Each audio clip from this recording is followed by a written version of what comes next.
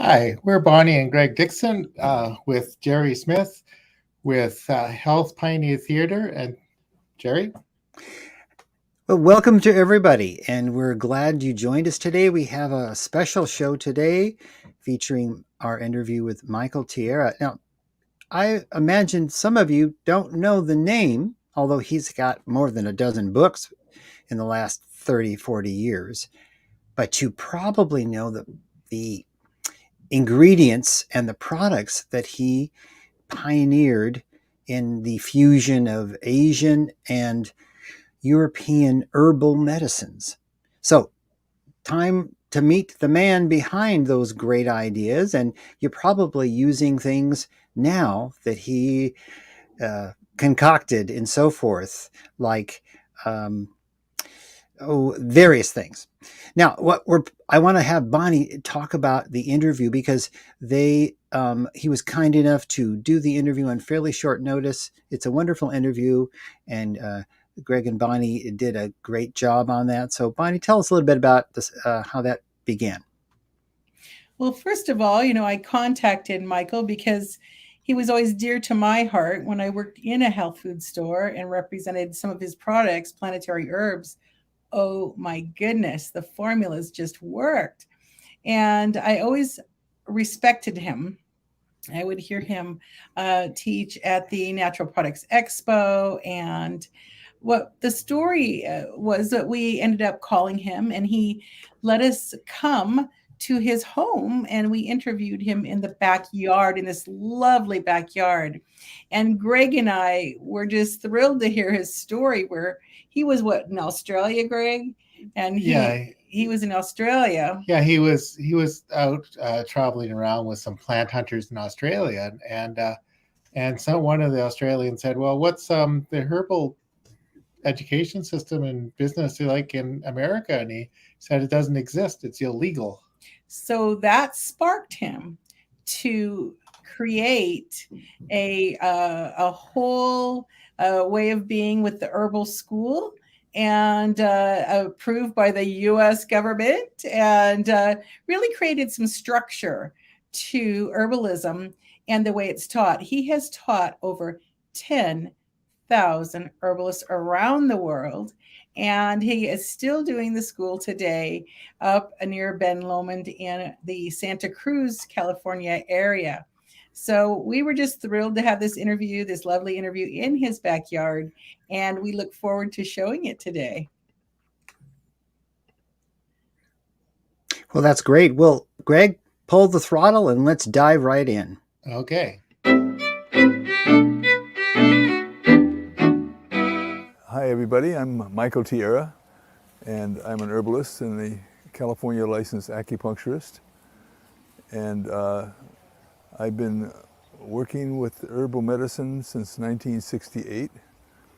It all started in a commune up in Northern California called Black Bear Ranch, which actually still exists. The group of us who founded it had put it in a trust, and it still remains there for people to go and live without any charge. It's completely in the middle of the wilderness, and that's where we found ourselves in 1968 when we first moved there.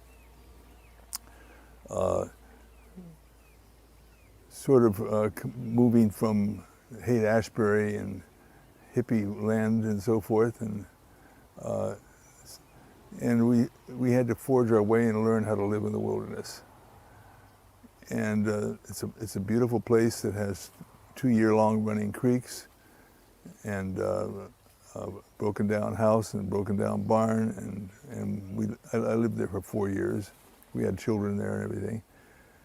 And I used to, not having lived in a situation like that before, I would take walks in the woods, in the mountains there. The forests are pretty gigantic around the Klamath and Salmon River.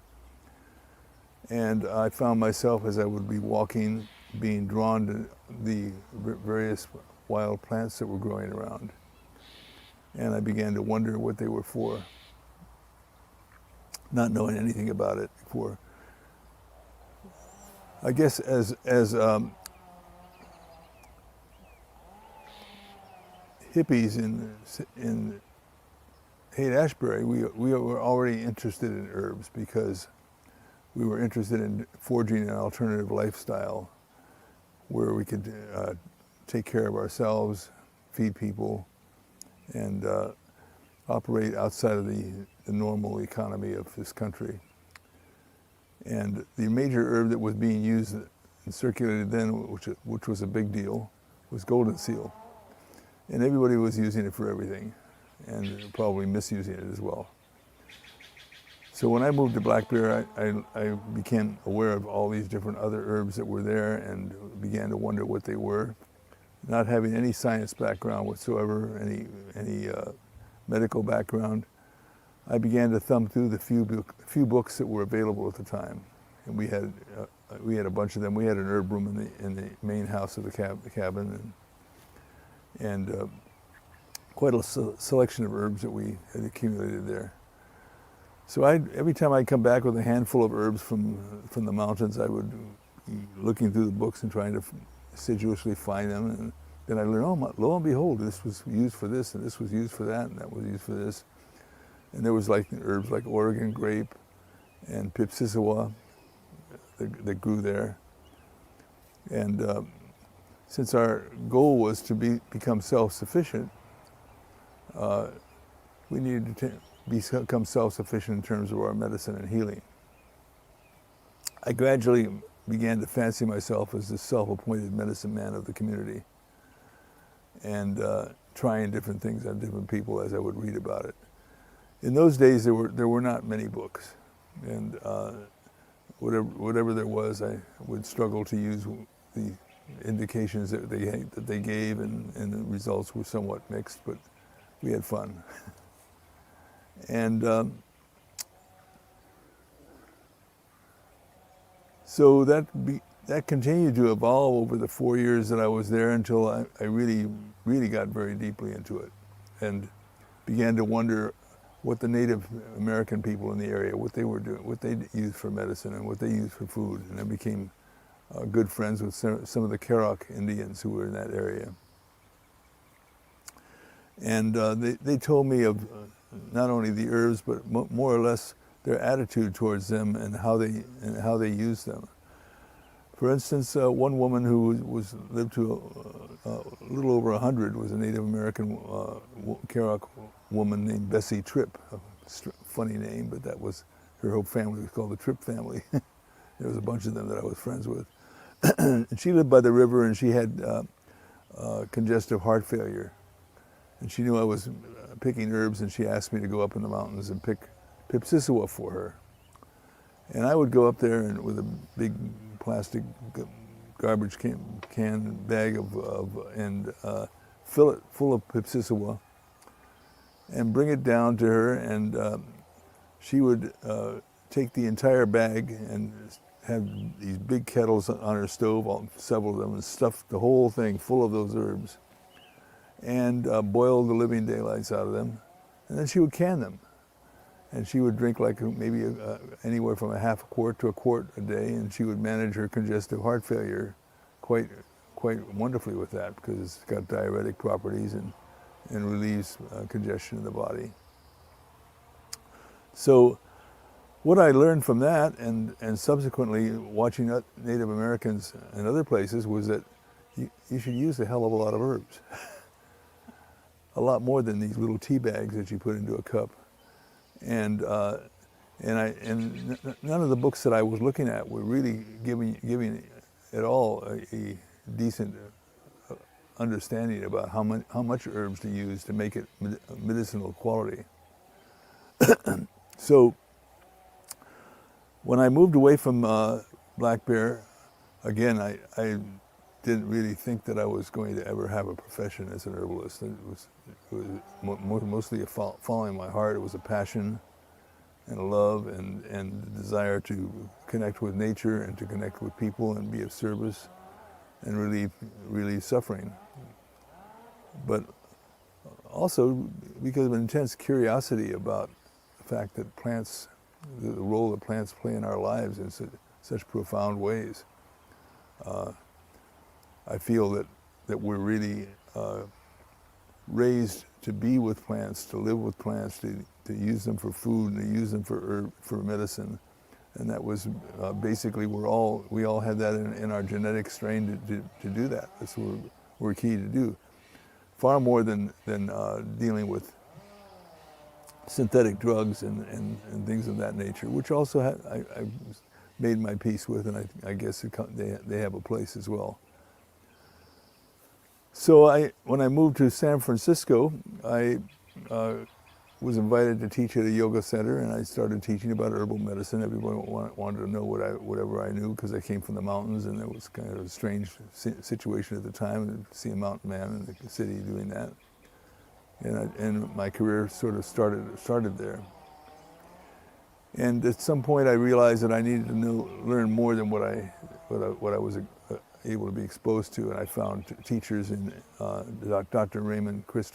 John Christopher, and who was like the voice in the wilderness for herbal medicine at the time.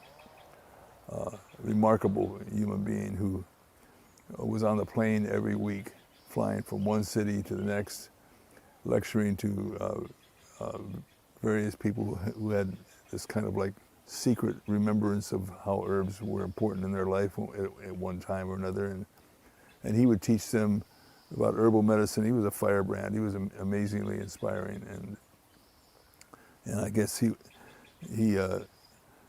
wasn't surprised to see us long-haired hippies eventually coming to his crowd, because I think he sensed that there was an affinity there, because he was a rebel also. And then another woman who lived in BC named Norma Myers, who was a very powerful influence for us at the time. She had part Native American blood in her, and she made it her thing to visit all the local tribes up in BC and obtain all the knowledge she could from them about their use of herbal medicine. The Devil's Club being a very important one, I guess, as you probably know. So between Norma Myers and Dr. Christopher, they were my first exposure to actual teachers. And I presented Dr. Christopher in San Francisco. I was the first to do that. I was very proud of that. And I brought him down to Santa Cruz. I wasn't living here at the time, and I had him give seminars here. And he was very popular and beloved by everybody. But eventually I felt like I needed more than even they had to offer. And I became, at Black Bear, I learned about acupuncture and actually started practicing it there. I was taught by people who had gone to England and studied it, practiced it, came back and taught me. And so we practiced on each other. If you can imagine the scene, we were in teepees and geodesic dromes, naked bodies, sticking needles in each other, and they didn't have any drugs or anything. Just kind of like experimenting and finding that it was effective. And I continued to learn about that. Got deeper into it when I came into San Francisco. I got together with a colleague, a fellow Blackberryan who had moved from the ranch, and we decided to find somebody who could teach us about Chinese herbs. We figured if the acupuncture was so effective, the herbs must really be something. And of course I knew about Chinatown, and I'd go in and out of there, and the Chinese were very conservative and very wary about sharing their stuff with us, because they could practice based on their cultural background. But if they were found to be infringing on the laws and regulations and passing things on to Miguans, Americans, they would feel that they were in jeopardy of being able to maintain that. But so there I was, long-haired hippie type, going into these Chinese herb stores and haunting them, and they would try to ignore me as much as they could. Except one store. It was a Chinese, it was called, it was on Washington Street, and a woman named Irene Ho and her husband was the manager there. Great China Art Company was what it was called. Art was always a front for these herb stores and acupuncture clinics in Chinatown, because they would have in the back where they do the elite quote unquote illegal stuff that nobody. So Irene took me under her wing, and she taught me a lot about the herbs that they were dispensing and putting into bags and so forth and giving to people, and I wanted to learn more. So we found a crazy Taoist guy named Feng Li Wang, and he also had an art store with a back room, and we went in and said, we want to learn about Chinese herbal medicine. He said, okay, $1 an herb. So he said he would teach us herbs, 10 herbs a week, $1 for each herb, so it meant $10, which back in those days was not that little a bit of money. And so we went there, and I got to about 100 herbs. He would basically read and translate from a book and read to us about it. I had no idea what the herbs were, what they looked like, doses, or how to use them or anything. And I eventually asked him, and he said, well, when you learn 350 herbs, then I'll teach you how to use them. And I said, well, I don't think I'm going to stay for this ride. But I learned quite a bit from him, and especially he had quite a thriving business selling very high quality, expensive ginseng to people who swore by the results they got. Had people coming from all over, politicians, movie stars coming from all over the state. And he'd show me his book with all these endorsements. So at that time I was practicing herbal medicine as I had learned it. Having the herbs in the back seat of my car, going to people's homes, seeing a bunch of people, doing iridology, which I since don't do anymore. And again, found limitations to all of that. But acupuncture got passed as a legal profession in California at that point. And so I was able to get an acupuncture license, which is a kind of a miraculous thing, and not entirely grandfathered in. I had to take a test, but nothing like what they're giving these days to people. And so I have one of the first acupuncture license, number 508 in the state. And so I began to do some acupuncture, and then there was a woman named Rosemary Gladstar, who many of us herbalists consider as the mother of mid-20th century herbal medicine, the renaissance of herbal medicine in the mid-20th century, because it practically completely died by the 60s. I mean, it was really, everybody had totally given into the wonder drugs, the antibiotics, the aspirins, and stuff like that, and herbs were practically forgotten. I was actually the one who resurrected echinacea from oblivion, and I wish I had a penny for every echinacea product that was ever sold. But I'm glad that I was able to find it, because I selected it out of Jethro Kloss's book, and he had a whole list of herbs for infections and inflammation, and on the bottom was this really strange word, echinacea, and I thought, with a name like that, it's got to really be a good herb. I had no other knowledge of it whatsoever.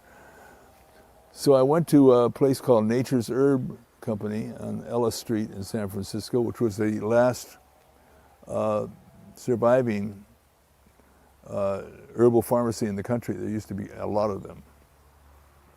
And people would write from all over the country to have them send their herbal remedies. And there was a herbal pharmacist there, a guy named Nathan Pothurst, who was a anti-Semitic, racist German, who I actually learned to love. And he wasn't very nice to his employees, but somehow or another he took to me, and I don't know why. I certainly wouldn't be the type of person that you would think he would take to at that time. And he'd tell me about the herbs there, and so I went into him and asked, "Hey Nathan, have you heard of this herb echinacea?" "Oh, that herb, nobody ever asked for that anymore. Maybe I have some at the bottom of a jar down in the basement." So he went down to the basement, and there was like maybe 8 ounces of old echinacea at the bottom of a jar, and he gave it all to me. I dutifully took it back to Black Bear because staph infections were rampant in that environment, and I was using golden seal and getting mixed results with it. So I decided, well, I only got 8 ounces of this echinacea. What can I do to make it last? So it occurred to me that if I tincture it and make an alcoholic extract out of it, I can have people take it 30 drops every couple hours, so it would just stay in their bloodstream consistently, and see how it works. Well, it was curing people's infections all the time, like 95% effective for infections. In fact, it was used before antibiotics came on the scene. It was used as an antibiotic for infections. So I let that echinacea stretch as far as it could and started tooting the horn about it and talking about it, and now it is what it is today. Probably the greatest single American herb certainly on the western seaboard side. So all these kind of like firsts that I was involved with all came, I was just innocent. I didn't know what I was doing. It was a passion. It was leading me from one thing to the next, and I was just on this journey. I had no idea where it was going to go. I didn't think that I'd ever make a living with it. And when Rosemary finally called herbalists from around the country, there were only a few of us at the time, David Winston, Ed Smith, and a few others, to meet in Marin County at a ranch and give classes to each other and to people who were interested. I began to meet some other herbalists who were scattered all over the country, just individual ones. There weren't very many of us. We truly were breaking ground, but again, it was just a passion. We didn't know that it could ever turn into a profession. So that was a wonderful thing to connect with those people, and we started getting together every year at Brighton Bush Hot Springs in Oregon, and I began to propose that we form an organization where we can teach each other and share what we learned, because David would learn things from Cherokee medicine men on the East Coast, and Ed Smith would learn things from the Pacific Northwest further up the coast. And Rosemary, of course, was a fountain of information as well. So we'd all get together, and I thought we would share what we had to learn, and we'd share it with the public, and we'd all grow by that. And so I proposed that we form an organization. And they all kind of said, we're all rebels. We don't want to have any organization. And so that went on for a few years where they kind of poo-pooed it until finally I went to Australia. I was pretty advanced in my practice as an herbalist and acupuncturist at that point, and I was invited to go teach in Australia.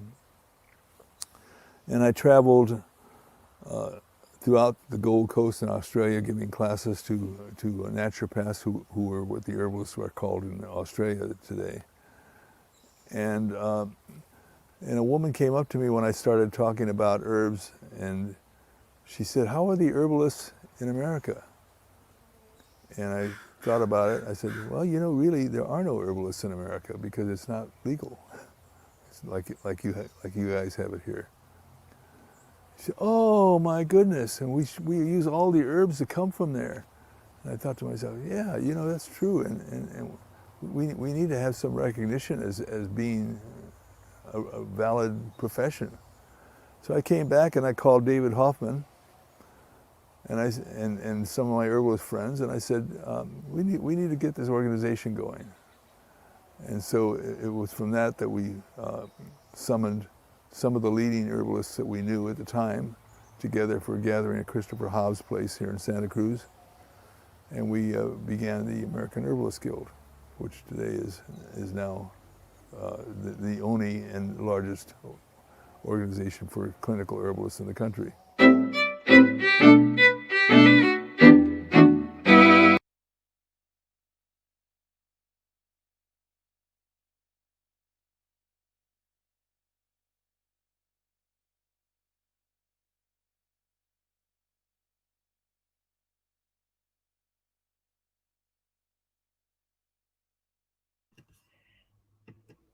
There we go. That was fun.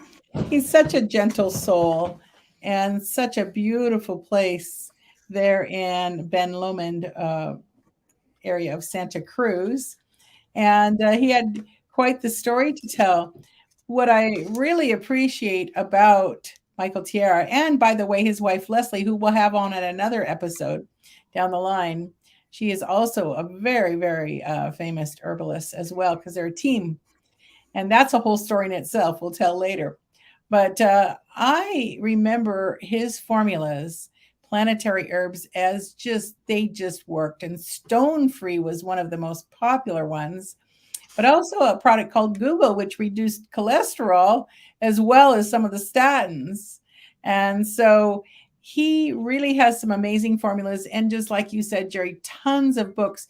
And what I want to let everyone know, when you go to his website, you actually can get a download of a part of one of his courses. And he is still teaching, herbalism. And I know they're doing it right now. So you still have time if you've ever thought about becoming an herbalist. He is the master. Well, that's very true. And the name that slipped my mind that really, as he described it, he formulated the Source Natural all-time favorite product. They've added to it over the years, but it featured echinacea, and it was wellness formula. So if you ever bought a bottle of wellness formula, you are saluting Michael Tierra. Of course, he has his own line now and so forth. That was decades ago. But that was extremely popular because it had again, notice he mentioned about multiple herbs that are complementary. And that was the main focus. People tended to buy herbs one at a time. Yes. And Michael, from his he told us about the North America Amerindian approach, the European approach, the Asian approach. Really, the approach was multiple complementary herbs. So anyway, the wellness formula tended to make him famous because then he started having his own name on the Planetary line. So that's really a debt of gratitude we all owe him. If we take echinacea or other herbs in that category, then we have him to thank for helping them be popular and accepted in our culture. I love the fact that he had one bottle in that story from the Germans. Then I'll add a little note to that was left. Europe and Germany in particular, and Switzerland, embraced echinacea, the echinacea found in North America. In about the turn from the 19th century to the 20th century, echinacea was used, and then about 1910 it got repudiated by some, shall we say, narrow-minded physicians as just folklore.